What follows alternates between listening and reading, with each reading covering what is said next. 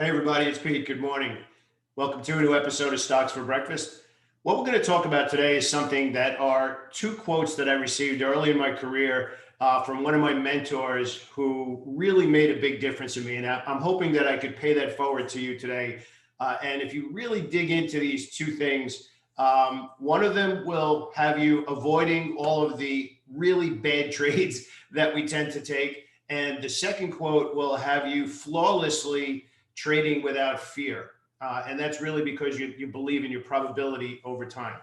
So the first one, I actually want to give a little bit of context. If you understand this first quote, it will really set you apart from most traders because what ends up happening is once you start to understand how to trade, once you understand, I should say, how to read charts, because there's a difference between chart reading and trading.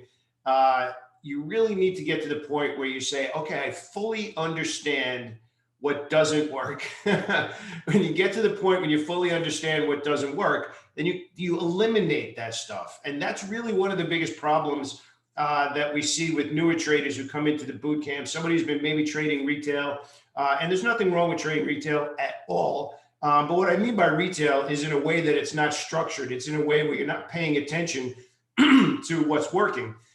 So one of the first things that we work on is drilling in and repeating, which I do every single day in our game plan meeting, the foundational word, the foundational topics, the foundational skill sets, the foundational habits that you want to build. And it really starts with understanding what a great idea looks like.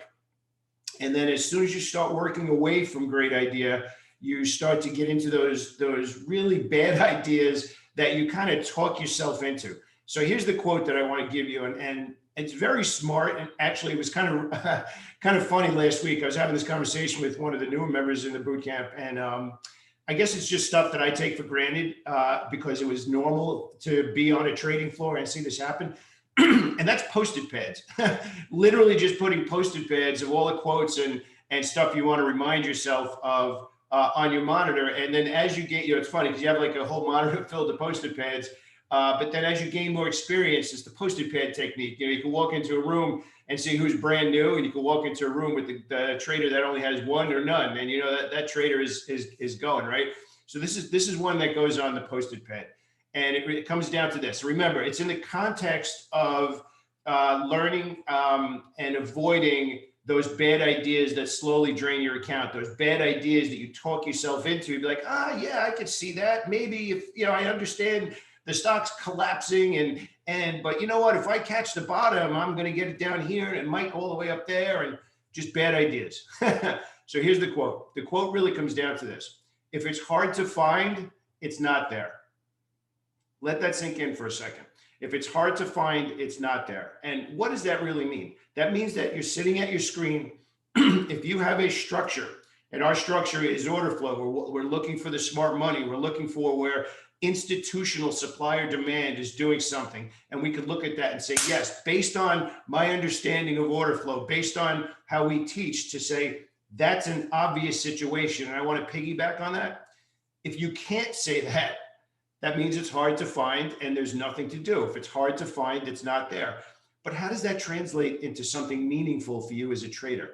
That means that when you're sitting at your seat, and it's one of the greatest experiences for me personally as a mentor, when a trader pops into our community and types in, is it just me or is there nothing to do? Or I don't see anything, or there's nothing setting up right now. I'm okay with being in cash. That tells me that trader, number one, trusts the odds over time, which means that they're understanding that I'm only going to make money. I'm only going to be consistent is if I let my edge do the work. And if I keep throwing those garbage trades into the mix, that's just going to keep pushing it further and further away. So the first one is understanding that if it's hard to find, it's not there, which means don't trade. If you're struggling to find an idea, don't trade. You're better off being in cash, waiting for a perfect trade to line up. But again, the only way to know how to do that is to understand what you're looking for in the first place, right? So the second quote is very important because this is really what makes you a veteran trader. This is what keeps you in the business long enough where you first understand what not to do, but then that second stage that we all want to get to is understanding how to make money. But without the first stage that I'm about to talk about, you'll never get to the second stage because you'll just keep putting more money into your account and making the same mistakes over and over again. So that same mentor said, if you can't accept losses, you'll never make it in this business. And it really comes down to something that I talk about in seminars all the time. So I kind of tweaked it a little bit. I would have everybody in the seminar I'd ask a question, have everybody raise their hand, and basically say, is placing a trade taking risk? And everybody in the room would raise their hand, yes. And really it comes down to, it's not. It's really not.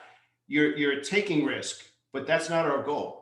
You're taking risk because you're putting money in harm's way. Our goal as a trader is not to take risk. Our goal as a trader is to accept risk in exchange for potential profits. And that's why we talk about building an argument. That's why we talk about tape reading is building an argument.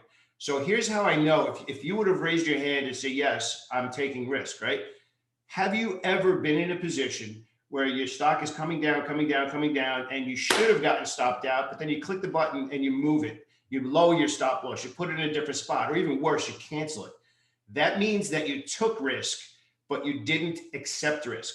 So going back to the quote, you didn't and weren't and aren't accepting risk as a part of what we do for a living. Now, how does that translate into, again, actionable information? How can you go into the market immediately and use that information? Well, here's the thing. If you put on a trade, we know that we want to put our money in harm's way. We know that we're going to put it in harm's way in exchange for the profit potential. And then when we make that leap, we go from chart reader to tape reader and we start to build that argument. Now we have to say to ourselves, I'm willing to put $500, I'm just using a number. I'm willing to put $500 on the line. If that trade works out, fantastic. If the trade doesn't work out, I'm okay with risking that $500 because I could make at least $1,500 on the trade. So if the trade moves against me and it gets down to my stop loss, I will just simply get out of the trade as a part of doing business, as a part of my edge, and then move on to the next trade. That's where small losses stay small losses. That's how your account stays reasonable while you're learning, and then you get some wins, and then you get some bigger wins, and you throw a couple of reasonable losses in there, accepted losses. So I want you to write this down as well. A trading loss is a business expense. Once you understand that you need to accept paying the rent for your office, once you need to accept that you need to pay the lights, you need to pay your software, you need to pay your bills, it's no different than taking a loss on a trade. Those accepted expenses as a part of running your business to grow that business is exactly the same thing as accepting the fact that a trading system is an edge. And an edge, even by that very definition, will have losses. So your job is to keep those losses acceptable in exchange for how much money you could make on each of those trades. Now, some trades might have a $300 risk. Some trades might have a $1,000 risk. But if you're willing to accept that risk in exchange for the profit that you could make by accepting that risk in that situation, you'll never move your stop loss again, because you say, okay, I accept $300 because I could make $9. I accept risking $1,000 because this is an amazing opportunity. The market's up, the sector's up, the industry group's up, and all the market internals are pointing towards new all-time highs and everything's on go. So I'm willing to risk a little bit more, a little more share size, a little wider stop loss, because there's a wide target all the way up there that has a high probability of being hit. So I'm willing to risk $1,000 to make $3,000, $4,000, $5,000. If it goes down, I'm fine. That's a part of doing the business. So that flawlessly lets you get out of the trade, go to the next one, get out of the trade, go to the next one.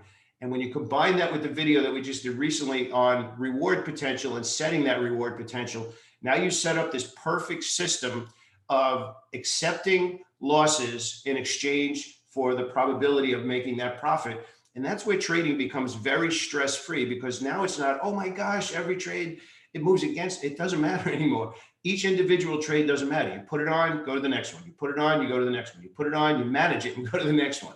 So I just want to repeat those two quotes. If you really internalize them, put them on your post-it pad, and put them on your monitor, it'll make a world of difference because it will keep you out of bad ideas, remind you to keep you out of bad ideas, and it will remind you to keep losses reasonable. And it needs to be a dollar amount before you get into the trade. You need to say, I'm okay with risking $300. If it goes down there, that's the cost of doing business on this deal I'm doing right now. And I say deal because it's a trade.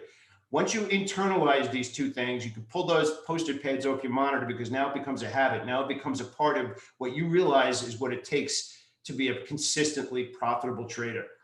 These are life-changing quotes. They were for me because what they do is they really have you thinking and paying attention to whether or not you're actually trading your edge and executing your edge flawlessly, which means both accepting the risk and getting out if you get stopped out and just saying, okay, that's a part of the system. And then the next step is being around long enough to understand how to hold those winners longer. But first, you need to understand how to find the order flow because all of this only makes sense is if you're in great ideas in the first place.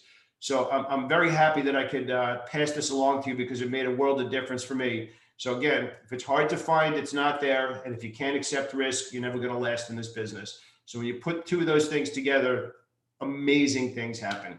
If you like this channel, definitely click down and subscribe if you happen to be watching this on social media right now. And if you'd like to join me in the boot camp, click down below and learn. We talk about these things every single day. Have a great day.